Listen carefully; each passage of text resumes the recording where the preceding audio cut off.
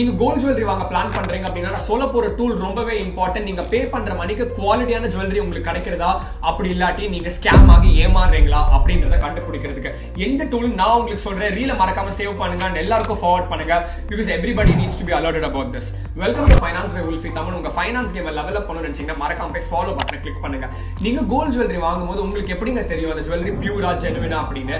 இதை கண்டுபிடிக்கிறதுக்காக தான் கவர்மெண்ட் வந்து ஒரு காம்ப்ரிஹென்சிவான ஆப் லான்ச் பண்ணிருக்காங்க to check the quality of the gold jewellery that you are buying.